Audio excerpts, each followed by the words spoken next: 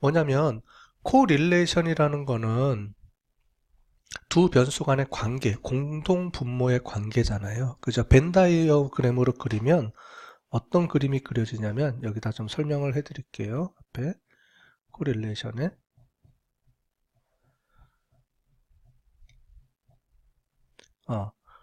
상관분석은 그림을 그릴 때 이런 관계입니다. 두 변수 A가 있고요. 두 변수 B가 있으면 A와 B의 공동 분모적인 성격, 요 관계를 이제 본다라고 얘기를 하는데 제3의 변수가 들어갔어요. 우리가 항상 사회생활도 그렇잖아요. 나하고 너하고 둘이 사는 게 아니잖아요. 그죠? 그럼 제3의 사람이 살아요. 그러면 C라는 게 존재하는데 A, B 간의 관계에서 C라는 게 영향을 분명히 미쳤을 거라는 거죠. 그러면 A, B하고 관계만 우리가 코릴레이션을 보는 건데 실제로 C의 관계를 볼 거냐 말 거냐를 검증할 때 쓰는 거예요. 언제 쓰냐면은 이 새로운 C라는 우리가 어저께 설명을 드렸죠. 외생 요인이라는 게 있는데 즉 뭐냐면 영향을 안 미쳐야 되는 게 있는데 영향을 미치는 게 있어요. 어쩔 수가 없이. 예를 들자면 이런 겁니다. 이거 뭐냐면 키하고 몸무게하고는 관계가 있는데 나이에 따라서도 관계가 있지 않을까요? 근데 나이를 어떻게 해요? 나이를 통제할 수가 없잖아요. 만약에 통제하려고 그러면 뭐 20대만 한다거나 30대만 한다거나 또 그렇게 하려고 그러다 보니까 20대, 30대만 제한이 되잖아요. 그럼 우리가 연구할 때는 전체 골고루 키하고 몸무게에 대한 그러니까 모든 연령대를 아우르는 값을 쓰고 싶은데 그거를 연령이라는 거가 분명히 영향을 미칠 거라는 거죠. 이거를 외생 변수라고 합니다. 제3의 어떤 변수가 들어와서 영향을 미칠 건데 이런 연령이라는 거를 제한을 했을 때, 안 했을 때 어떤 차이가 있는지를 보는 거예요. 편상관계수는 이 값이 통제했을 경우에 뺐을 때, 즉 뭐라 그랬죠? 어떤 영향력이 미치는 게 관계가 있는 게 있다 그러면 아예 통제를 못할 경우에는 측정을 해서 그 값을 빼버리라 그랬잖아요. 그죠? 숫자적으로 그 얘기입니다. 어떻게 분석하냐면 분석 들어가서 지금 해볼게요. 분석에서 상관 분석에서 편상관이라는 게 있어요. 편상관 분석 들어가 볼게요.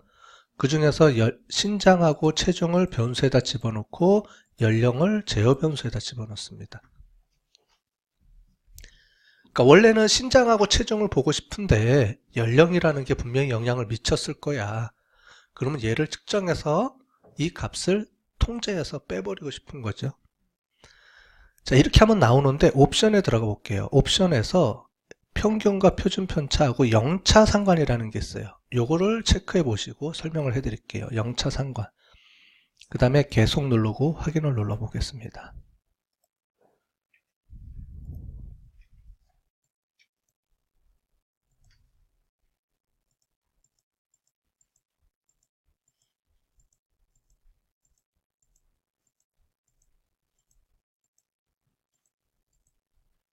뭔가 많이 했네. 네. 자, 보도록 할게요. 자, 위에 있는 거하고 밑에 있는 게 있는데, 자, 이거 볼게요. 신장하고 체중하고의 관계를 보는 겁니다. 봤을 때는 0.699가 나왔죠? 그죠? 이만큼 관계가 있고, 관계가 유의하게 나왔다. 시그니피컨트 값이 0.000이니까 나왔는데, 뭐냐면, 연령이라는 걸 통제했을 때는, 즉, 연령이라는 값을 측정해서 이 값에 영향력을 뺐을 경우에, 이 부분입니다. 이 부분을 빼고 순수하게 A, B만의 이 관계에만 봤을 때 어떻게 나오는지를 본 거예요. 그렇게 했을 때는 뭐예요? 0.699에서 0.711로 올라가죠.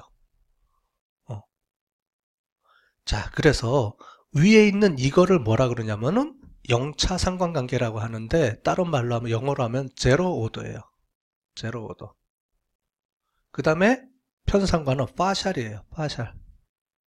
파트, 파샬 코릴레이션이라고 우리가 부릅니다. 되셨죠?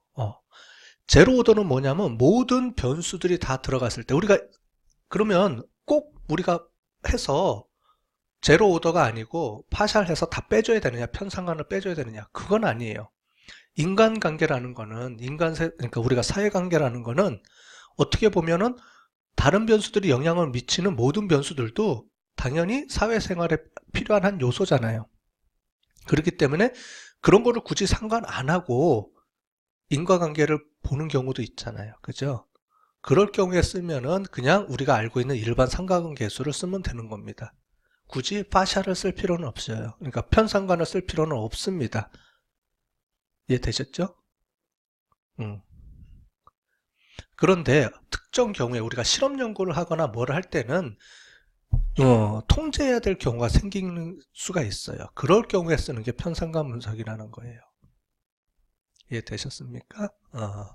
그러면 이걸 왜 하느냐? 아까 전에 우리가 다중회귀 분석을 할 때 베타라는 개념을 설명을 드렸잖아요.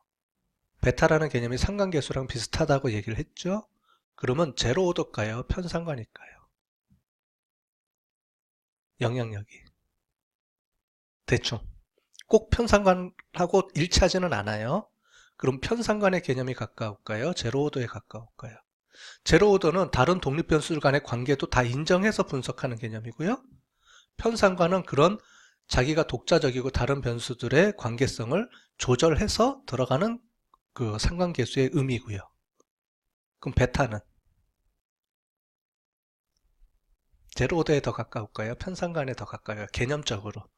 구하는 공식은 좀 틀립니다. 어쨌든 회계 분석의 의미는 모든 변수들 간의 관계가 의미가 있다고 봤어요? 아니면 독립적이라고 봤어요? 독립 변수들 간의 관계는 독립적이라고 봤다 그랬잖아요. 그럼 제로 오더일까요? 아니면 파샬일까요?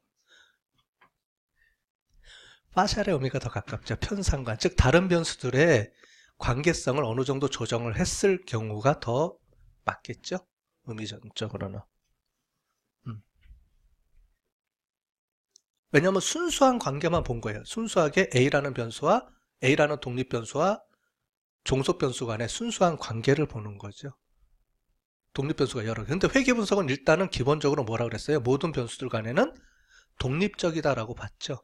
그래서 요인 분석을 돌려주면 제로 오더랑 편상관이랑 거의 똑같이 나와요. 왜냐하면 이미 그 자체적으로 편상관이 돼버렸어요. 그러니까 다 의미가 없이 표준화가 된 거기 때문에 그렇습니다. 뭐 그런 개념, 그러니까 이런 거가 이론적인 내용인데 그런 게 있다라고 보시면 되고 하면 할수록 어려워지니까 넘어가겠습니다.